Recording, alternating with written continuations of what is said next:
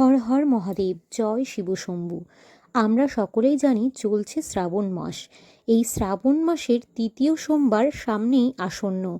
এই তৃতীয় সোমবারে আপনারা কিভাবে বাড়িতে বা মন্দিরে দেবাদিদেব মহাদেবের পূজা করবেন সহজ সরল পদ্ধতিতে, এবং কিভাবে দেবাদিদেব মহাদেবের জলাভিষেক করবেন, এবং কি কি উপকরণ লাগবে এই পূজা করতে, এমনকি এই দিন কোন বিশেষ শস্যটি অর্পণ করলে জীবনের সমস্ত বাধা বিপত্তি কেটে যাবে এবং মহাদেব সন্তুষ্ট হবেন, সেই সংক্রান্ত ভিডিওটি আমি আপনাদের সঙ্গে আজকে শেয়ার করছি।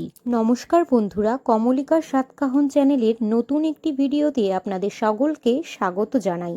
শ্রাবণ মাস হলো দেবাদিদেব মহাদেবের অত্যন্ত প্রিয় একটি মাস।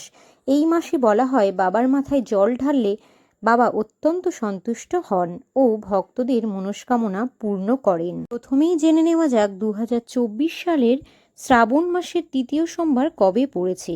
আগামী বাংলা 20 শ্রাবণ 1431, ইংরেজি 5ই আগস্ট 2022 পড়েছে তৃতীয় সোমবার। প্রথমেই জেনে নেওয়া যাক শ্রাবণ মাসে শিব পুজো করতে অর্থাৎ এই তৃতীয় সোমবারে দেবাদিদেব মহাদেবকে কি কি জিনিস অর্পণ করলে মহাদেব অত্যন্ত সন্তুষ্ট হবেন এবং কি কি উপকরণ লাগবে এই পুজো করতে। ভিডিওর প্রথমেই বলে রাখি, কোনো মন্ত্র না জানলেও ওম নমঃ শিবায় এই মন্ত্রটি বলে শিব ঠাকুরকে অভিষেক করলে বাবা অত্যন্ত সন্তুষ্ট হন।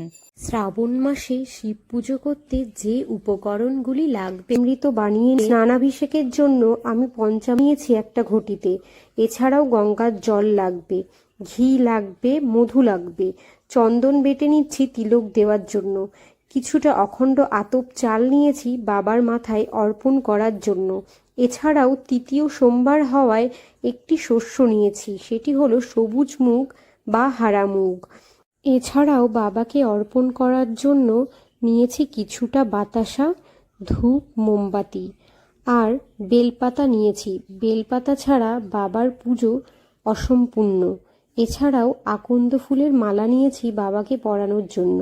নীলকণ্ঠ এবং কিছুটা সাদা ফুল নিয়েছি।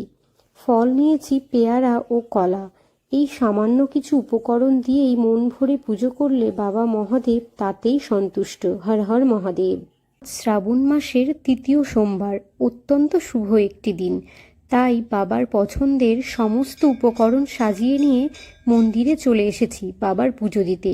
বাবা মহাদেবের প্রিয় এই মাসে বাবাকে পঞ্চামৃত দিয়ে অভিষেক করালে বাবা অত্যন্ত সন্তুষ্ট হন। আমি গত সোমবার 7টি বেলপাতা চড়িয়েছিলাম, তাই আজ চন্দন লাগানো নিখুঁত 11টি বেলপাতা চড়াচ্ছি বাবাকে। ফুল বেলপাতা চড়ানোর পর বাবাকে অখণ্ড আতপ চাল দিলে আমাদের সমস্ত রকম আর্থিক সংকট থেকে মুক্তি পাওয়া যায়। এরপর এই তৃতীয় সোমবার বাবাকে একটি শস্য দান করতে হয়, সেটি হলো হারা মুগ বা কলাই।